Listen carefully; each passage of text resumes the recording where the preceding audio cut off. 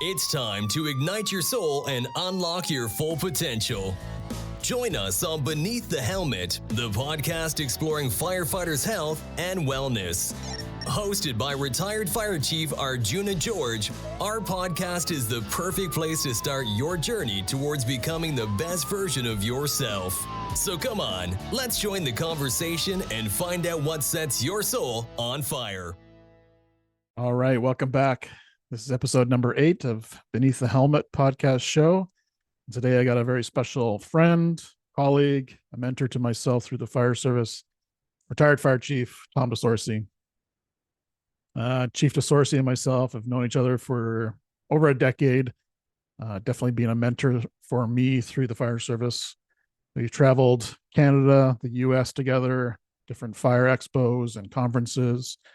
We were on the conference committee for our BC local fire chiefs for a long time, bringing in amazing speakers from around the world. So that was quite the partnership we had. And today we get a chance to hear his story from back into his radio days to where he became the first fire chief in his hometown community of Hope, BC, and how that process went of amalgamating 3 organizations into one, becoming the first paid fire chief. But also we're going to talk about how his transition from being the fire chief to being retired.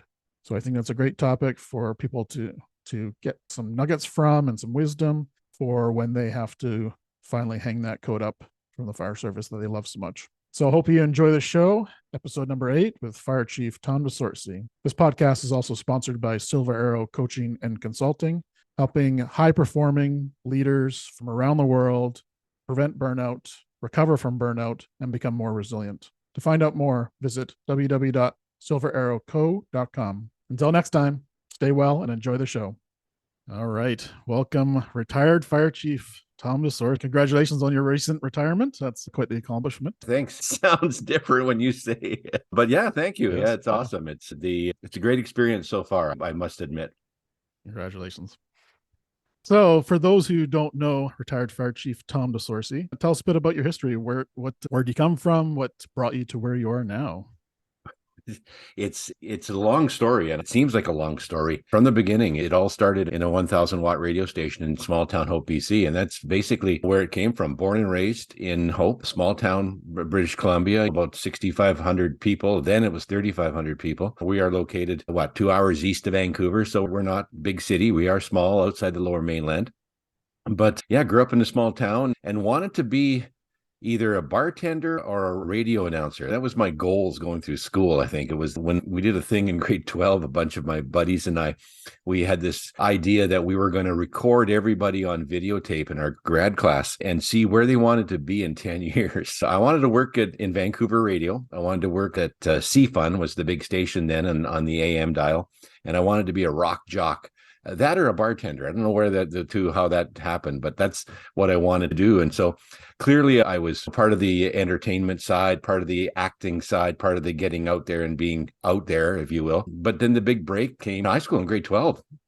I started off by taking a correspondence course in my grade 12 year with the Columbia School of Broadcasting. I wanted to get my diploma in broadcast and went through it correspondence, and I had to go and do some practical stuff eventually, but it turned out that I got hired at the local radio station.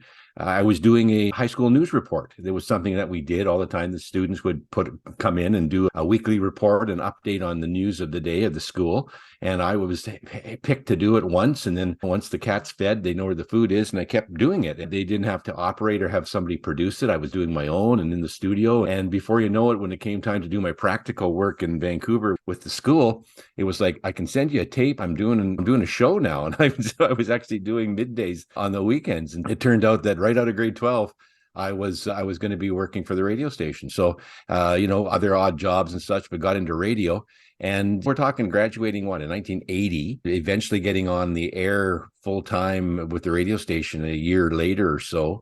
And all the while joined the local fire department. I had that other urge somehow. I don't know where it came from, but I guess maybe my dad was a volunteer firefighter. And of course was a fireman then, as it was referred to. And he was a firefighter in a volunteer department that was a small town, typical department. that really didn't do a lot. We didn't go to a lot of fires. That's all we did. If we did anything was go to a fire. Certainly didn't do what's being done today, the medical side, the hazmat, the whatever natural disaster that comes around. It was just, you got a fire, we went to a fire. The days of no alarms, the days of those kind of things weren't around. And we just went to fires. And so we had a fire siren in town. And I joined after the siren because I knew I was always part of that fire department when my dad was involved, that I'd always hear the siren go off. The kind of event where the whole town knew there was a fire or there was an incident. And I got involved in that on a pager. So the alarms were, the siren was gone. But yeah, all through my radio days in Hope, I was on a pager and running around with the local volunteer fire department. I was the social convener. I think that was my role in the department, because probably still to today, right? Probably, yeah. I still have that organizing bug, that organizing, getting involved in different things. But that was the thing. Again, it just shows the difference in the fire service from what it was back then to where it is now in terms of the smaller departments, et cetera. And I guess maybe a large part of the big departments, but that's the story how I got into fire. And there was stuff in between time. I was in Vancouver in radio. I had a chance to go and work in Vancouver. You know my story, but certainly for those that don't, I was a liquor salesman for a few years, wine and spirits rep sort of a bartender. Sort of a bartender. Yeah, exactly. I was involved in mixology at the beginning form, if you will, where we had the product that we represented to the end user. And whenever you tell the story, or I get a chance to tell the story about learning about wines and taking courses, where I ended up, and we're talking 1989, where we ended up on this course that we had to take a course on wines, but introduction, not a sommelier. We're learning about wines, how they're made, where they're from, the different finer things about wines, and not only our products, wines in general. But the practical part of that, after we did the training, was in France and Germany. So they took us to France and to Bordeaux and to some of the wine regions and into Germany for tastings and appreciation. 1989, that was a long time ago. I was a youngster, and I would fish out of water for a while. But when you think back on history, that weekend we were there in 1989 was the weekend the wall came down in Berlin. Wow. Yeah, that's historic. And we crossed the border and had no idea until we opened up a newspaper going over and said, this is pretty significant what we're getting into over here. And we didn't get to Berlin, but when you look back in time, you go, that weekend in 1989 in Thanksgiving weekend, I think here in Canada, but whatever it was in October, that was, and you go, wow, that was cool. But so in the nutshell, did the mixology thing, did the DJ thing. Where the firefighter thing came in, again, started in 83 with the fire department. We had 3 fire departments in the Hope area because Hope was the small town, and then they had 2 outlying areas. And I had moved away to Vancouver, came back, leaving there to come back home again and get back involved with the radio station as a manager this time. Lived in one of the outside areas. I joined the fire department in that area and transitioned into that department. And that was when the amalgamation happened. And the District of Hope was formed out of the town of Hope and the outlying areas that were brought into one municipality. And they had 3 fire departments in one town. Mm-hmm. And it didn't take too long before someone had realized that's really not the way to operate. We can't have 3 fire departments, 3 fire chiefs, 3 halls that are very close together. We need to put this together. And that was in 1998, 99. And they put out a posting, said, hey, does anyone want to be the interim fire chief? And I said, I'll put my name in. You never know. It'd be fun to do for 10 months, all the while doing the radio thing. And the rest is history, as they say, because that 10 months, I realized to myself that it just can't be 10 months. Something's got to give here. Something's got to be more permanent. Once you hire this position, it's got to maintain. And I pushed for it. What's the line I use? Put myself in a position to accept a job if it became available. And that was when I started fire officer and all those kind of things on the side and trying to get into it. And before you know it, we were pushing for a job for me, that ended up becoming a full-time job when I left the radio station locally, and the conglomerate company came along, a large one in Canada, and bought out the small town radio station. And the writing was on the wall. I knew that the future was going to be something different. So became the fire chief out of nowhere. Here's a volunteer firefighter. And one of the guys that was part of the other members and just a team player. And we elected a fire chief every year, right? We had an annual meeting, and whoever was turn was to be the fire chief was the fire chief. And all of a sudden I'm coming out of nowhere and I'm now the fire chief. Seriously? And that's where it began. And before you know it, I'm in charge. And that was, when did I start? 2000. I was hired full time. So wow. That's a while ago. That's quite the journey. And when you start to think about it, yeah, I guess it is. Oh my goodness. Yeah, you and I have talked before. We've known each other for many years, and it was a challenge, a trying moment of the career. And I haven't used that term for a while. It took me a while to use career because that wasn't the intent. I was just all of a sudden, okay, I'm going to be the fire chief. Wow. Is there something that I felt bad? I felt out of place. I felt like I didn't earn it. I didn't go up the ranks like you should. Isn't there a rule? That's what I was saying in 2000 and 1998, 99. Isn't there a way to do this? You don't just all of a sudden go, bang, you're the fire chief and you're going to be that for the next 24 years. Did you feel you were personally ready to become the fire chief at that time? I didn't. Yeah, I was. I felt I was, but I felt uncomfortable in terms of the fact that I didn't believe it. Right. I had friends in the business that I got to know that you'd call chief on a regular basis. And when people called me that, I was taken aback. I went to the school, the Justice Institute here in British Columbia, did training and did my courses. I was the only volunteer firefighter in Fire Officer 1. And the rest were all career people that were moving up in the ranks of their departments in the Lower Mainland. That was the catalyst that kicked it off. Those people that I hung out with for 16 weeks, every week, and sometimes twice a week, sort of gave me the feel of what it was like to be, looking back now, to be in a fire hall, to be part of that crew and that team, because we got together all the time. They were looking out for me, even during the live fire trainings. They were showing me stuff and taking me in and taking care of me and all that kind of stuff. So that was the neat part about it. But then I gradually felt more and more ready. What was the real kicker, the pressure moment, was when they were pushing the volunteer fire chiefs of the time, because we took all the volunteer fire chiefs, again, they still had fire chiefs that were in charge of their halls, created a different position and called them district chiefs.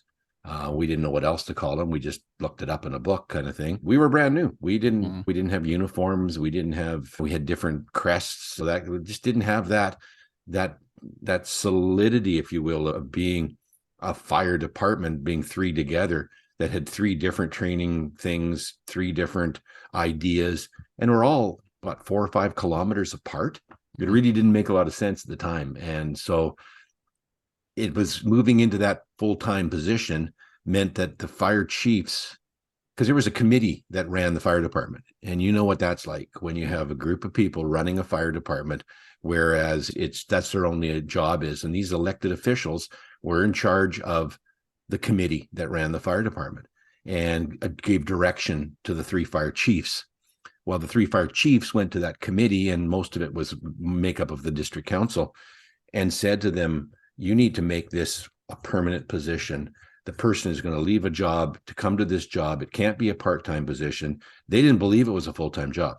This is what we were battling way back 20 some years ago, in the fact that it can't be a full-time job. It was a volunteer position. What are you going to do all day? We can't have a full-time fire chief, especially you, because you don't know what you're doing. You're not a firefighter. You're a radio announcer. You're a guy that was a DJ doing a morning show. And we can't believe that you're a firefighter. Like, seriously? And it's, what about the rest of the volunteer firefighters? Do you care what they do for a living? Do you care that there's a school teacher and a store manager and a doctor that's on the team? Does that matter to you? No, but they're volunteers. That kind of attitude was there. Yeah. And so they're probably still there in a lot of communities, unfortunately. In a lot of cases, it probably still is. Exactly. And so when they walked into council one day and said, we got to get this done. We got to get this position hired. We can't do it on our own. The work that needs to be done is not getting done. And we need to have a full-time position, be responsible from a manager's standpoint for the fire department. It's not about going to every call and being in charge at every call, but it's about managing the department. And they said, no, we can't do it. We can't do it. It's too small a town. I was in that room, and the three older members, the chiefs, took their pagers off and put them on the desk, said to the mayor at the time that you get this done or we're done. You're now the fire department tonight. And the council looked at them, and I looked at them with fear in my eyes and thinking, what have I got myself into? What's the term? It got real. Right. Yeah. Real fast. Yep. And they said, you can't quit. They said, we're volunteers. Watch us. And that was where the fight started, where they had to create a full-time position, which included bylaw and services, bylaw enforcement, the dog catcher, and try to run and manage a fire department beyond that 10-month amalgamation, because that was the contract. Get it organized. But once you got it organized, who's going to keep it on the rails? Mm-hmm. And so that was my role. So what you know now, if you could turn back time and you had control over this amalgamation, anything you'd do different, or any nuggets that you could pass on to the listeners on how to go through that process? Because it's probably extremely stressful and time consuming and political. Yeah, I think if you could turn back time, you would say that if the same people are involved, that maybe taking that extra step of being more respected in terms of your knowledge of the fire service, that I was that campy, fun guy that was because you're the local radio guy. You're just out there having fun. You're doing things. You're taking part in fundraisers. You're publicly on display all the time. You're always on. But that's maybe what hurts you when you come by and say, we have to be serious. And how can you know all this stuff? How do you know? Yeah, but I don't know all of it. I have to learn it. And it's unfortunate that back then, maybe I would have got the training, and maybe I would have moved on to other departments. Maybe I would have moved into a different opportunity for more money. But yeah, it's hard to say. I always felt that there was unfinished business. And fast forward to 2022, even 2021, when I felt that business was nearing completion. So we're both hometown fire chiefs. What's your thoughts on being a hometown fire chief? The honor and the pride has not left me in terms of, and that's kind of private stuff that people, you don't talk about too much. It's out there in the fire world, but at the end of the day, you'll never know what it's like growing up in a small town and then to be the fire chief in the small town. The fire chief in our department was a person that held the position for quite some time, whereas the other outlying departments were elected on a semi-regular basis. But it was all different. But yeah, the opportunity that I thought was not necessarily for the career of going somewhere else, but it was, wow, let's see how long this goes for. Let's see if this can be the case, where I was told by folks like that I've met along the time over the years, and mentors that I worked with, that said, this is unique, that you're going to be the chief full time. And technically the first paid fire chief in your community, if you last. And it almost didn't. At the end of the day, in the very beginning, it was a challenge. The public criticism, the one big fire that would come up once in a while, that you look like, boy, it didn't, we didn't stop the fire.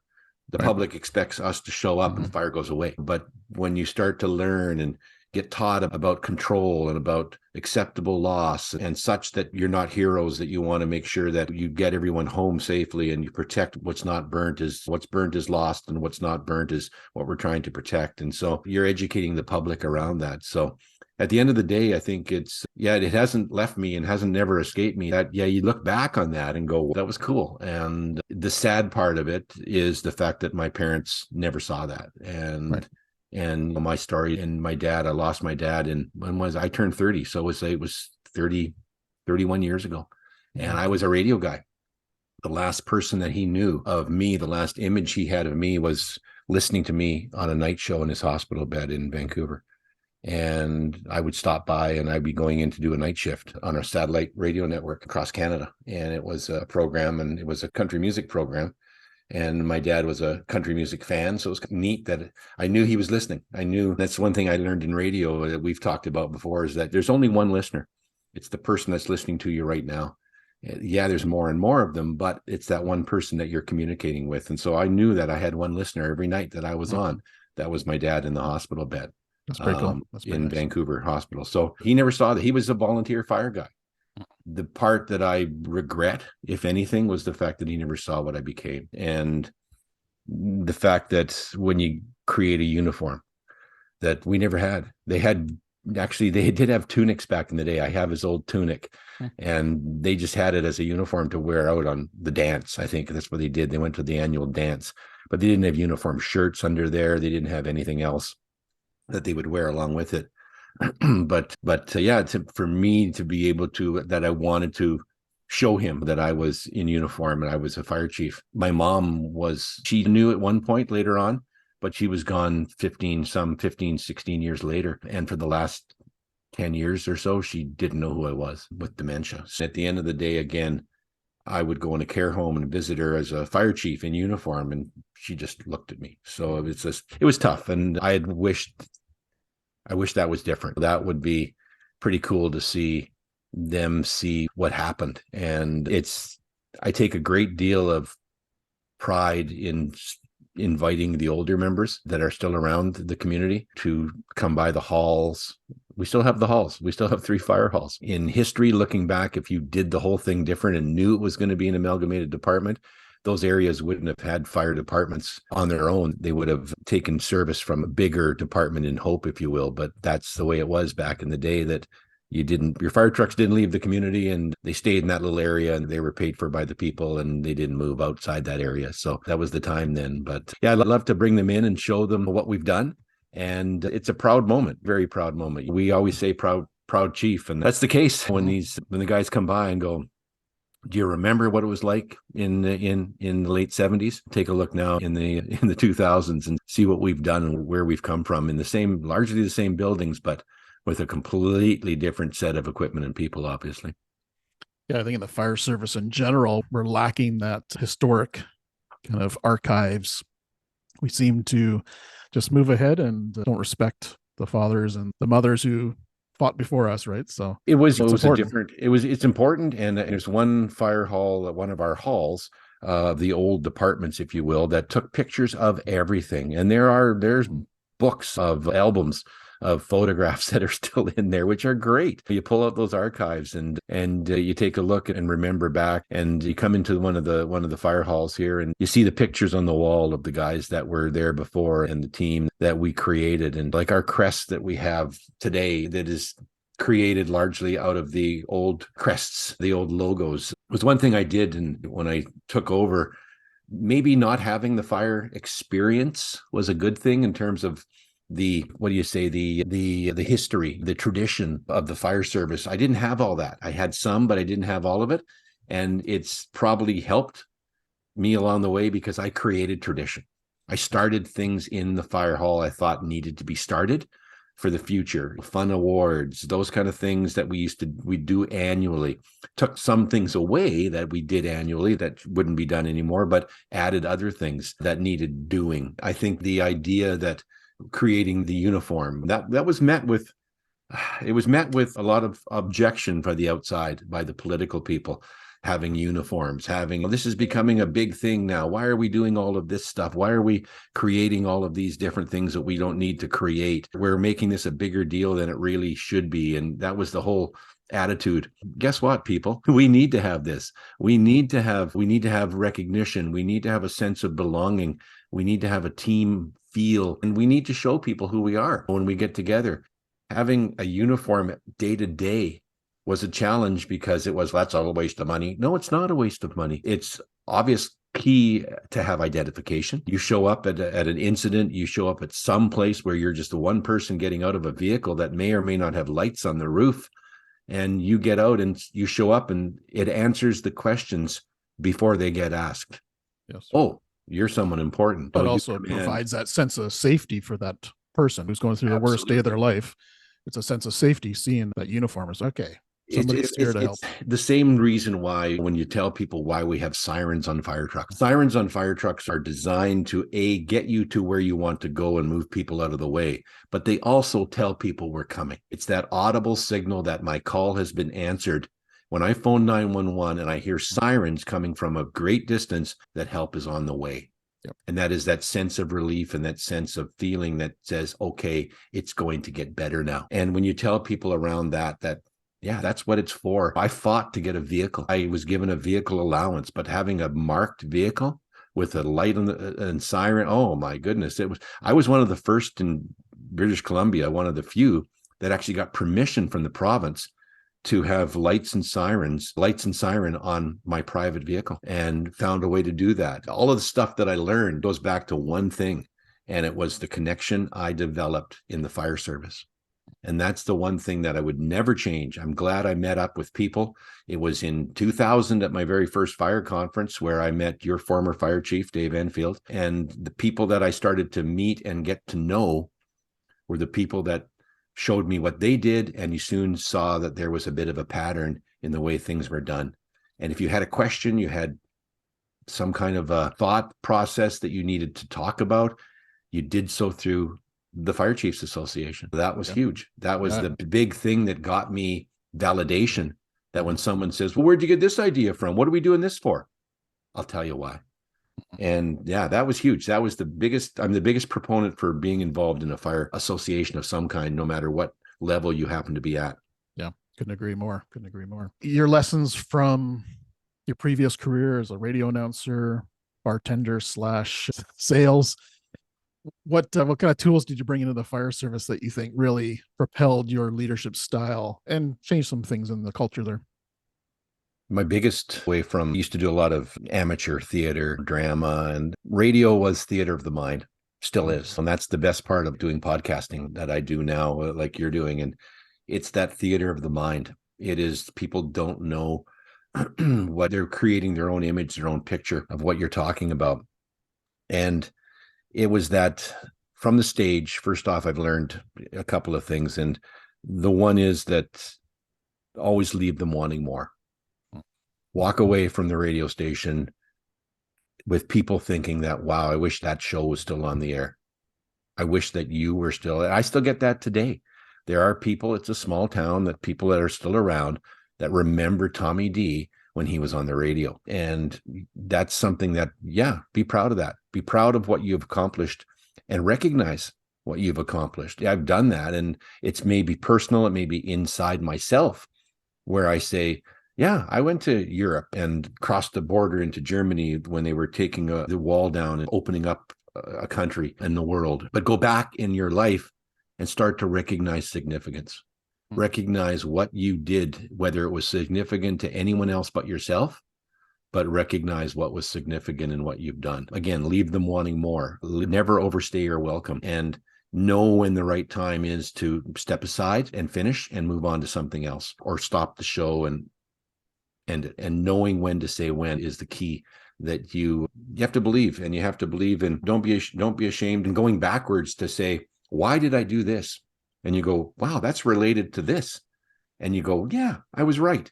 And it's that little applause that you have for yourself and the pat on the back that you can do yourself. Don't wait for people to go, yeah, way to go, good job, I really think that was the greatest thing you've ever done.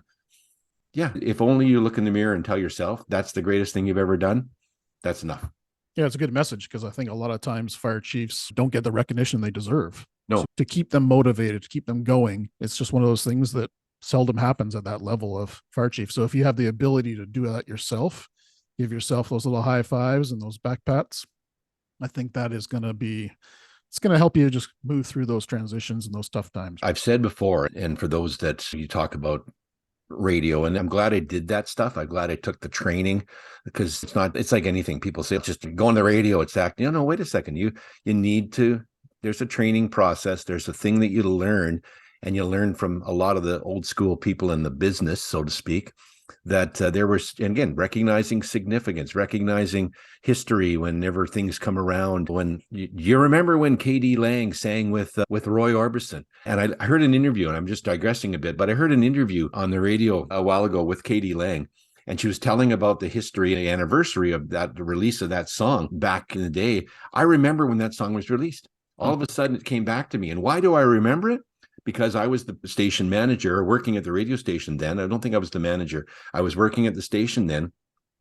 And we got a package in the mail, and it had no explanation, but all it had in there was a Kleenex and an onion. Kleenex and an onion. What is that? A Kleenex and an onion from a record label. And we go, what is this? And it said, and it was one message in there that soon you'll be crying. And I thought, either what either is by that? the onion or the. So then the onion and the Kleenex, and soon you'll be crying. The next day or so came the release of the single with the duet Crying with Katie Lang and Roy Orbison.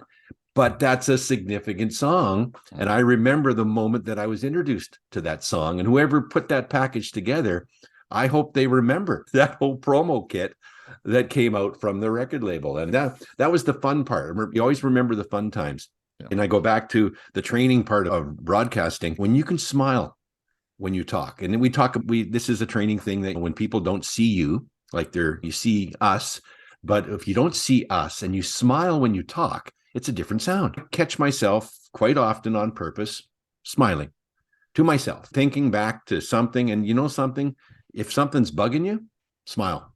Just smile. No one has to see you.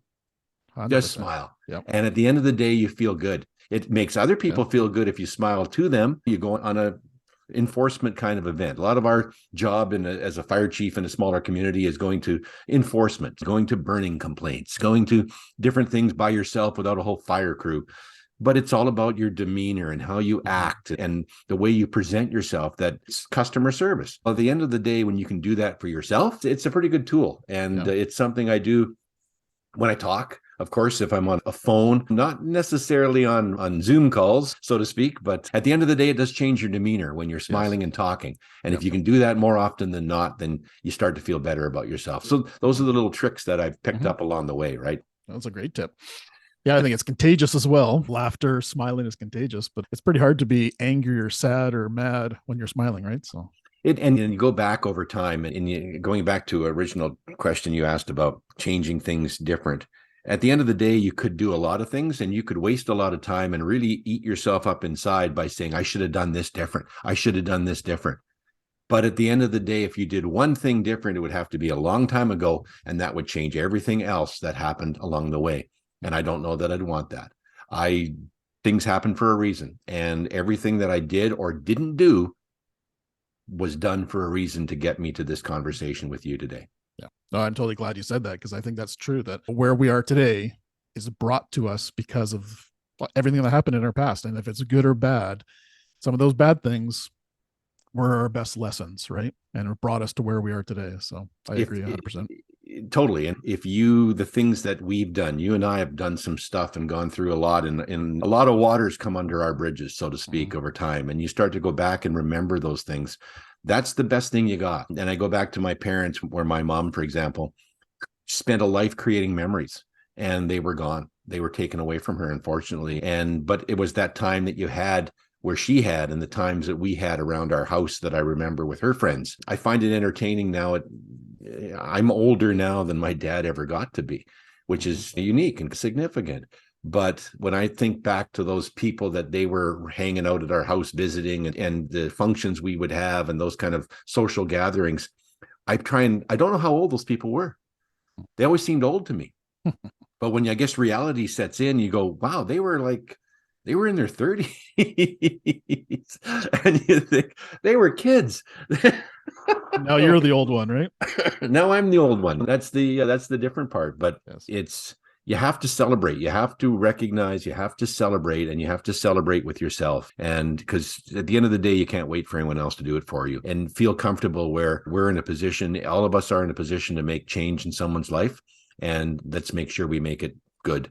Let's make sure that, because what's the motto? Your worst day is our every day. Every time you interact with somebody, you really have a choice to change their life for the good or not. And I choose for the good in some way, shape, or form, that I'm going to try and do that.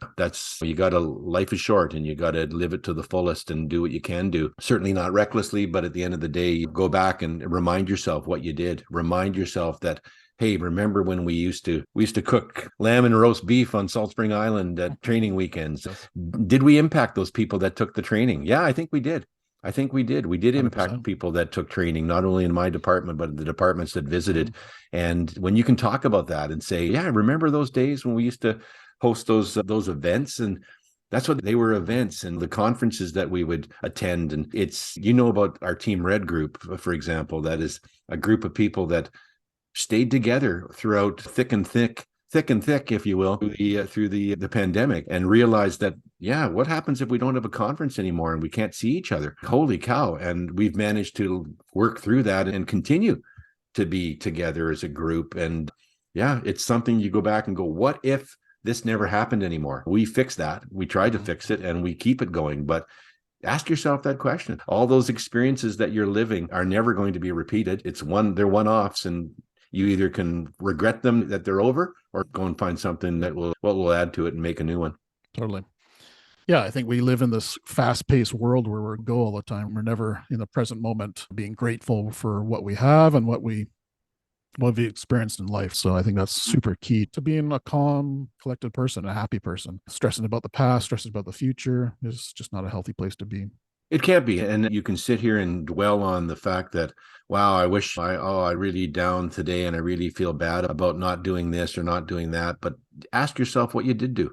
Ask yourself where you have done the proper things and focus on that. Focus on the positive. That's my glass half full kind of attitude. Has been, my glass is always full. It's not just half full. It's, if there's something in it, there's something in it. And that something is important. It doesn't have to be half, a quarter. It just has to be something. And the fact that there's something there, that is what's important. And because the alternative is there's nothing there. Yeah. Yeah. You mentioned Team Red, and I think that's something that would be interesting for the listeners to hear. Just a couple of nuggets of the benefit that you got out of having this Team Red, especially during the pandemic, but moving forward, like what's that benefited you as a fire chief? The importance of staying connected. That was the thing, where it was fun at the beginning, just for fun. Again, a lark, if you will, that a group of us who all began at a fire chiefs conference, at a national conference in Newfoundland. And we were given bandanas as a different to identify what group we were with, to go from pub to pub in a social setting and culminating in a large event at the end. Me being the rabble rouser, if you will, the organizer, the coordinator, said, we got to get this team. Come on, let's get, everything's red. And we were taunting the other teams and getting some rivalry happening. And so when it was all over, all said and done, I said to one of our friends, I said, we should keep this going. It's bandana. I've still got the original one that we had. Let's take it back to another conference. Let's show up together as our gang and show up and do our things together and go somewhere in the world take a photograph, have it in the background. Have this thing show up on a cruise ship going to Hawaii. Have it show up in Mexico. Have it show up on a holiday somewhere in the world. Let's just do this for fun. And that's what it started as. Then, again, the pandemic. We'll see you next year. See you next year. What happens if we don't see you next year? Then the pandemic came around and the group of us started to get together. Let's find a new way. And then the pandemic brought us this online stuff that we were able to intermingle and chat and visit with each other, that we started to do to get together, celebrating New Year's Eve.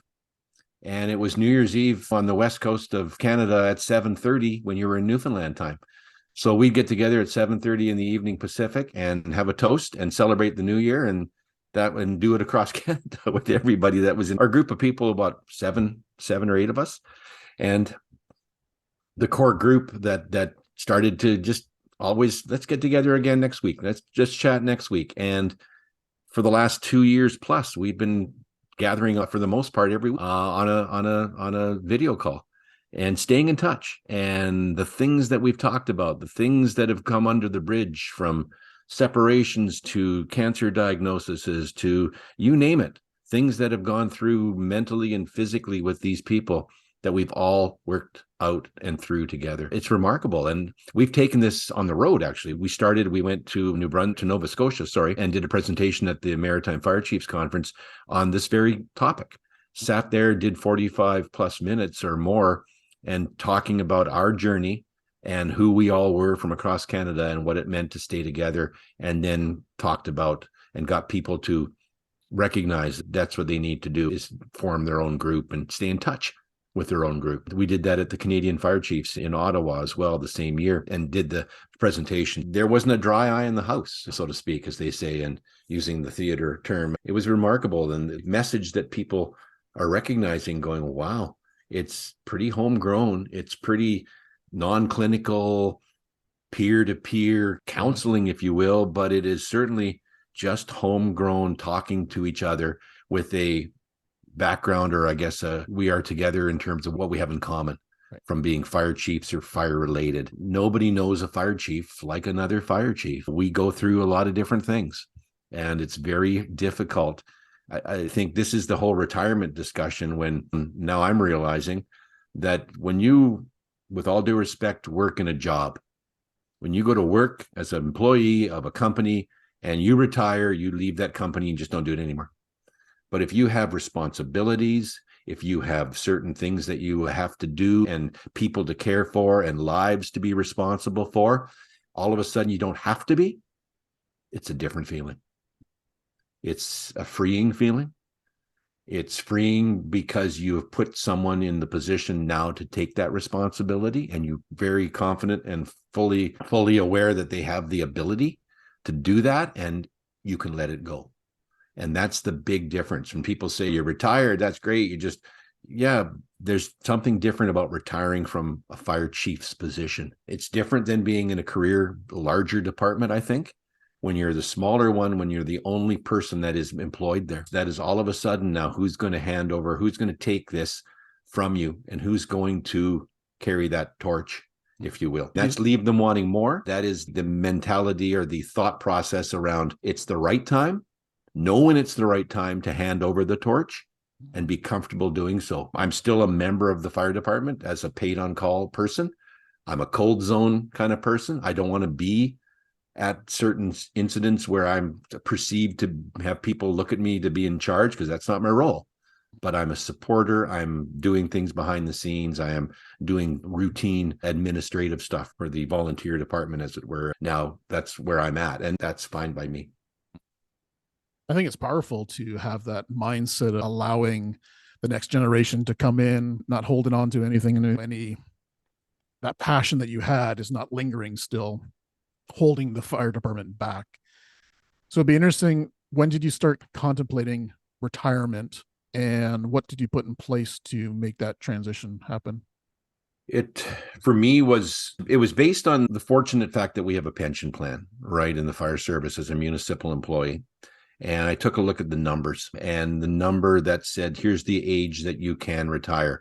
Our original bylaw, which is still in place, which is in the process of being renewed and changed, originally said you couldn't be a member of the fire department after the age of 60. Times have changed, and putting those kind of rules in place are really not legally allowed anymore, I don't think. And at the end of the day, that was a magic number to me. It was hopefully we're in a position to hand it over. How is it going to get handed over?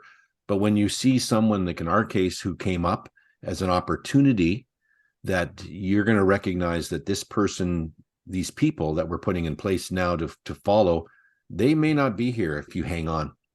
If you say, I'm going to stay here right to the bitter end, and I'm going to stay into this position, that's not fair. That's, to me, not fair. And that magic number was the push that said, it's the right time. I'm not a mathematician. I'm not an accountant by any means. But at the end of the day, here is that time where the backpack is starting to get full, and that would be the right time. It was putting things in a position from there on in. I go back to 2021 when we were able to hire a deputy, and that was a big thing. Hiring another person in the fire department was, wow, like really? But it was pushed as a succession plan. Right. You need to have the right person in the position in a small volunteer fire department. And again, with all due respect to my colleagues, hiring a retired firefighter from a large city department to become the fire chief in your community would probably not go over well. I would think that a lot of the fire guys and girls would say, I'm not staying around for this. This person's coming in with ideas that are going to be different. It's going to change, and I don't like change. Again, that's my opinion. So if we can groom from within, train the people along the way to our best of our abilities, and get them the proper training to put them in a position, there's that word again, that term, put them in a position to take a job if it becomes available. And it did. And now we've put that person in a position. We've always said in the fire department, I use the term all the time, that we're a farm team now. That's all we are. We seem to be the farm team. And we were always afraid of that. We were always worried that we overtrain these people, they're going to go work for a career department. What's wrong with that? There's nothing wrong with that. Let's train them to the best we can train these people. And if they're picked up by another department, that's validation for what we do. And the public that we serve, look at the people, the good people that we had in place that were moving on. And the next ones coming up will also see that and realize that this may be a stepping stone for me to make a career out of this and start in a small town and get that recognition from the career fire service, which we've done. So having people in place that are willing and able to step up, the time was right. And if you see the time is right, don't lose it, because at the end of the day, I've seen people lose it. I've seen people miss opportunities for whatever reason. And it might be looked upon as being selfish to a point where you just don't let go. At the end of the day, knowing when to say when, leave them wanting more and never overstay your welcome. That will always be the best. And again, personally, my parents never had a chance to retire. I wanted to see what that was like. I wanted to get that chance. And if you can, you need to. And it was when I learned about, through the mental wellness training that we've done over the years, when I first heard the term compassion fatigue. I'd never heard of that. My wife was a nurse. She retired a few years ago as a nurse. That's what she faced all the time was, and you and I have had this discussion years ago, For sure. and it's all right to not want to deal with people anymore. You can say that. We can say that. Like I said, you said to me, and we both said, I'm tired of dealing with people, the needy people that always, every time you turn around, they want something. Is it all right to say I'm tired of that? Yeah. Our bucket's only so full. Our capacity is only so much. And again, opportunity. And it's a challenge. Retirement, I won't lie, it's not the same in terms of going and the paycheck's different, all that kind of stuff. But at the end of the day, it's also not the same, which is the reason why when I did the ceremonial in my house, turning off of the pager was a huge deal. That when people don't understand, and that's the whole back to the Team Red concept, that when I can have this conversation with this group and they understand and the heads are nodding going, yeah, we get it. But the general public doesn't get it. When you say that I'm on call 24 hours a day, 7 days a week, and that's impossible. No, it's not impossible. You're always connected. You may not always be able to respond to a call, but you know when it's happening, when your phone buzzes and when the app goes off.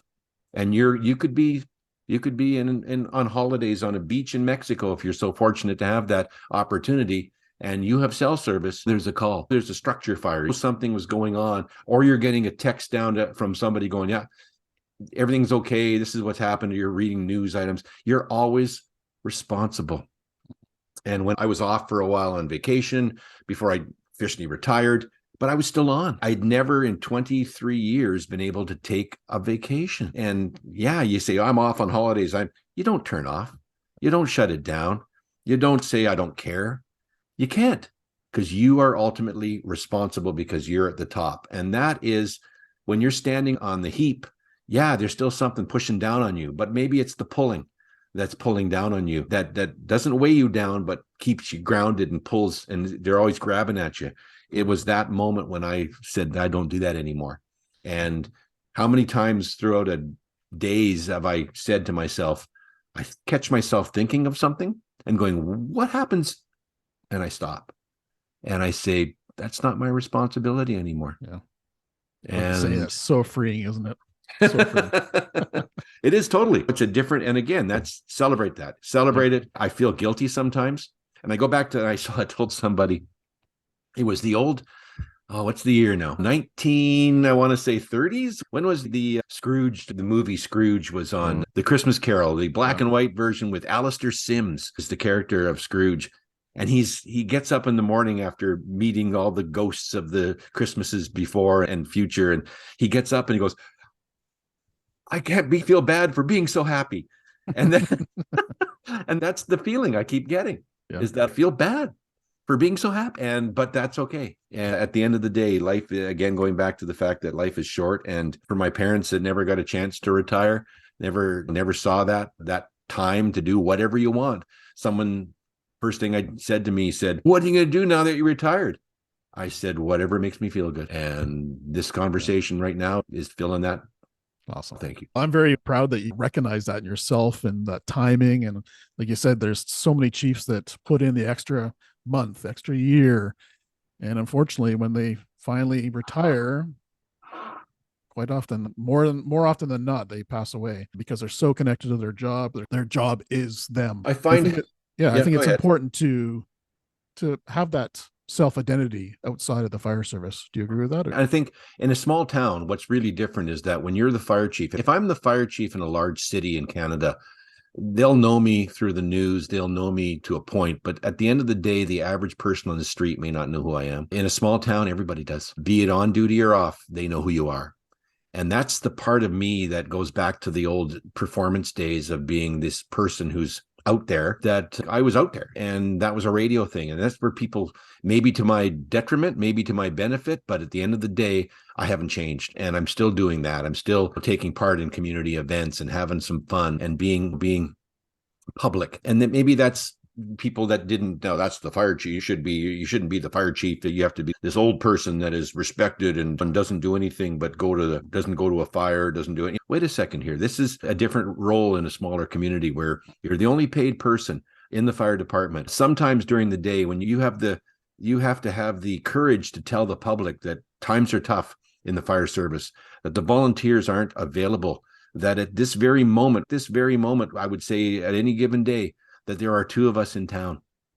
And does that concern you? How do we keep them in town? So and again, learning that aspect, biggest things I ever learned was how to deal with councils, how to deal with the public, where I was afraid at the beginning that I had to justify and everything was going to be perfect because you hired me and, oh, don't worry about things are good. But then when I actually had the courage and the knowledge, knowing what I know now, if I knew back then, might have got me in trouble. But I learned over the years that as I got more confident in what I knew and what I was able to talk about, that I could physically, mentally, and be able to go to the public and say, I feel good about telling you that the volunteer fire service right now is in trouble nationwide. And you need to know this is affecting our community. So yeah, unless you, the public, want to make changes, you can criticize, you could fire all the people. You don't have to have a paid fire chief. But at the end of the day, what level of fire safety and protection do you want for your community? And so that was the kind of being out there and being able to back up what you do. And I got that confidence over time. And I'm glad I did, because if I was a 5-year fire chief, was the rule I was told, that you're only a fire chief for the last 5 years of your career. My only career, other than radio broadcasting and sales in those businesses, was being a fire chief. And I mentioned to you that when I first got the gig, so to speak, and it was embarrassing. I didn't feel appropriate being a firefighter. Like, I was a volunteer. And now today we tell people, there's no such thing as just a volunteer. You're a firefighter. You are part of the family, no matter what size, what town, what community. You are a member of the fire service. And we didn't have that built into us back in the day. And that's unfortunate. And that's one of the keys we bring in the moment we bring people into the fire department, is your life is about to change. Whereas you were brought in, you were lucky to be a member. You were lucky because you were voted into the fire department. You were brought in as a candidate and a member of a fraternity almost. And when you got hired, I got hired. The message that I was told, you were lucky to have a job. Just don't make waves. You're lucky to be here. Yeah, I felt lucky, but at the end of the day, it should have been something that was created long ago. And again, I was the first, and the new guys coming in today, fast track, is the fact that we have 2 people right off the hop. And the fire chief we brought up, we put in place another potential to have a succession plan in place. And we were fortunate to do that and had the budget ability to continue that position. And now that position's in place. So we have the fire chief and the deputy, which again is a accomplishment. I'm going, that's all right. That's the legacy, right, that I've left behind. Yes. No one outside the fire department cheering that. They don't know. Just assume that, we got a couple fire people. And when I phone 911, someone's going to come. Yeah, it's an accomplishment, but it's also a smart move. Succession planning, I think, is so key to a successful organization. And if you're dropping the ball there, it's not going to be a long-term success. So I think that's a smart move versus just a pat on the back. It's smart. I've always, part of my significance of leaving, I try and find something significant in everything I do, and I go back on significance, but I don't.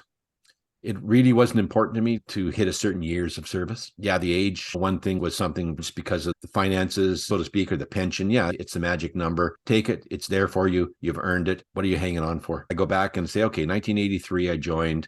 I took technically 5 years off away from the fire department when I worked in Vancouver. I was still socially connected to the group, but I wasn't going to practices and such and on call when I got in town. But at the end of the day, I wasn't technically a valid member until I moved back to town and joined the other fire department in the neighborhood and got back in the fire service. Of 83, we're talking 40 years with 5 years in between. It's kind of broken service, 35 years in the fire service, and getting out at being a chief, not exactly 23 years, but just over 22. It, to me, there was no significance to that. I didn't see it. It didn't hit a certain number. I'm waiting to my 25. I'm waiting to this. No, I'm not. The time is right. And this opportunity is going to be missed because the people we have in place locally to take on this position are ready now. We need to put them in now. And my opportunity is here and I can take that now. It's no sacrifice to me, but hanging on is not helping anybody. And so in the interest of the community, in the interest of the fire service and in our community, the time was right. Yeah, when I first got a hockey jersey when I was a kid, and I just realized this the other day, the first ever hockey jersey that I got, being a hockey fan, was a Mike Bossy jersey. That was the only one available in the store, and it was actually just a jersey of the New York Islanders, and I didn't know any players on that team other than Mike Bossy, so I thought, I got to get a Mike Bossy, and his number was 22. And that was the jersey number I had on the back with my name on the back. So at the end of the day, I go, there's a reason, and find that reason, because you don't have to chase significance. You got to go back and see why something was significant. Yeah. So funny you say that, because my favorite player was Michael Jordan, number 23. My seniority number at the Salt Spring Fire was 23 for my whole career. And I actually went on my stress leave on the 23rd year. None of this was obviously planned. And I didn't make my 25 either. And that doesn't bother me whatsoever. No, I put in my service and I'm happy. At the end of the day, it's, yeah, you get the recognition that you get from yourself. And that's important because you really have no one else to impress but yourself. Yep. And if you're happy, then that's what makes you smile. And remember that. And yeah, it's, people don't have to know. At the end of the day, it's not about doing this, doing that, but you can go back. And like I said, if my dad was around as a fire person, it was funny because you and I had the opportunity to meet Randolph Mantooth. Hero growing up in the fire service was Emergency, the TV show. And in a small community, we didn't get a lot of TV channels back in the day. We got 2. Yeah. And maybe 3 if we were lucky on a good day, if I was outside turning the antenna in the right direction. But one of them, TV station from Bellingham, Washington. And that was where we got Emergency.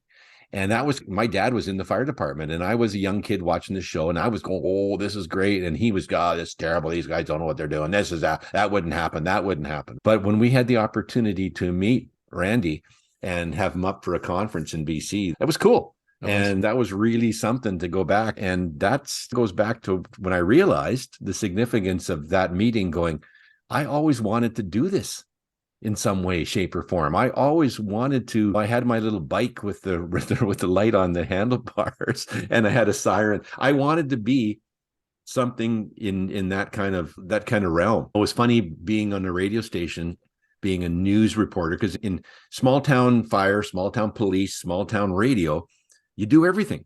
You do it all. There's not special divisions that you could be the morning host. You could be doing advertising, writing advertising copy. You could be selling the advertising. You could be doing the commercials. You'd be doing the morning show.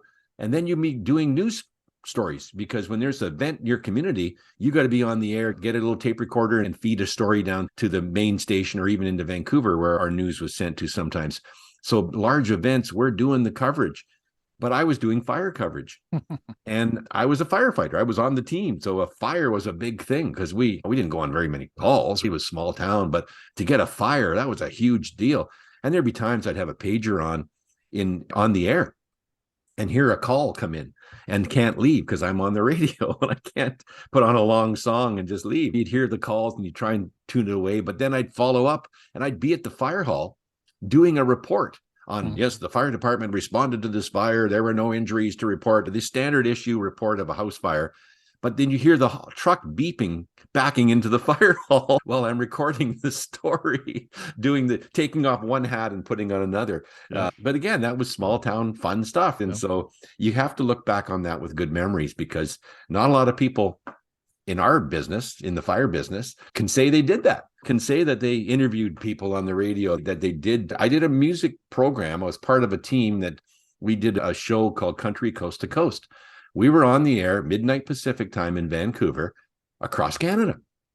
I've presented, and when I look, they would have a map on the wall on our satellite map that showed the stations we were in, the cities we were in. I was one of the all-night guys in Edmonton, and Calgary, and Montreal, and Gander, Newfoundland. I did a presentation in Gander, Newfoundland one time at a conference and said, I was your all-night radio guy here in 1992. And it's what? But it was a radio station or a satellite feed that we didn't tell people that we were actually from Vancouver. We were just acting like we were in your town, and all the tapes and all the stuff, all the technology was there. So pretty cutting edge back in the day is what it was. Yeah, it sounds like it. Yeah, it was neat. Well, I think our listeners are definitely going to get with a lot of your stories and a lot of your, and I hope learn some nuggets from your mindset of how to progress and lead through your journey as a fire chief in a small town. I think there's lots of nuggets there for our listeners. And I want to ask a question at the end here what's one message that you want the Canadian Fire Service to hear that can make us just a little bit better? The message, I think there's many messages. The Canadian Fire Service needs to understand that you're not alone, that in the end, you may feel like it, but the family that you have is far reaching. And I think most people know that. If those that are involved for some time, you understand family. And that's one of the hard things of leaving the fire service in terms of retirement, is you may feel like you're leaving the family. You're not. I'm still connected to the family. I'm still connected nationally, provincially. You'll always have that family connection in the fire service. But it's going to be a challenge in the coming years, especially from the volunteer side. But know the fact that no matter what happens, you make a difference every day. And people and kids in particular will still look up to you and still look up to a firefighter no matter what you go through. When you join the fire service, here's your welcome to the department. We are going to train you as of tomorrow that you are now a hero to kids. And that's huge. That's huge when you say that all of a sudden, here's your cape and you're now going to be part of this team. When does that happen? When do you get that? When you leave civilian life to become a member of the fire department, and how do you go the opposite way? So yeah, the message is recognize what you do, recognize the significance of what you do. It may only be for yourself, but at the end of the day, that's what's important. Right. The word connection keeps coming to mind. You mentioned it a few times in the podcast of staying connected and being in a retirement phase. That's probably a challenge for some, but you make a great point of the fire service family nationwide, worldwide, is still there once you retire. Just a little bit different, right? So just a bit different. Again, recognize your role as a firefighter, your role as an officer, your role maybe as a fire chief, and as a retired fire chief. Some people say, oh, it's all over now. No, it's not. The general public may think that, you don't have to wear a uniform anymore. I still can. I still officially have a retired uniform, and still you will always be a fire chief. I will always be a fire chief, albeit retired. That's going to be with me forever. That's the pride thing that I have. That's something I earned. And while it was thrust upon me, I kind of angled my way into it, so to speak, that some might think it felt that way at the beginning, that you forced your way into the position. But where it is now, where the fire department locally is now, that those that were in my position 25 years ago would say, wow, this is different. It's a different world. It's a different time. And thank you for setting that up and putting it in a position that we can rely upon it, because you never knew the duck was on the water, but you never saw the feet that were paddling below. And so people still see the duck, and it's still calm waters for the most part. But at the end of the day, those feet are furiously paddling away in all different directions in different ways. So yeah, you'll always have a connection. You just have a different place in it, and recognize that, understand that, and be proud of it. Be proud of the fact that whatever you've done. I've always said that, and we face this in the Fire Chiefs Association, there is a retired group of fire chiefs. We are retired fire chiefs in our provincial association. But volunteer fire chiefs that retire are still working people. They're not retired in life, but they're not part of that association. Something maybe you should be. Maybe you should be, as a volunteer, former volunteer fire chief that has retired from that position, but may still be working or doing something. You don't consider yourself retired. Yeah, but you're a retired fire chief. And that's something to be proud of. And I don't think you want to lose that. I think you want to try and maintain that and make that position in your mind, because it's something you will always have. Yeah, great point. Chief, it's been a great conversation. I'm sure our listeners will get lots of little nuggets out of there, and those that are just approaching retirement will probably really resonate with what you're saying. We've known each other for over a decade now, so it's been a real honor to know you as a friend, a colleague, and I look forward to hearing more about your story. And be sure to check out your podcast as well that's on Firefighting Canada, because you cover a lot of leaders across Canada as well. So just want to appreciate that, and thank you for the time, and you stay well. Appreciate that, and thanks to you as well. And I'm glad to say, staying in touch, this is how we do it. Relationships are important, and I'm glad that you and I have had one for years. Yes. All right. All the best. Stay well. Thank you for tuning in to Beneath the Helmet. We hope that this podcast has provided you with valuable insights into the world of firefighters' health and wellness. Remember, caring for your physical, mental, and spiritual well-being is crucial to achieving optimal performance. Join us next time on Beneath the Helmet for more inspiring conversations. Until then, stay well.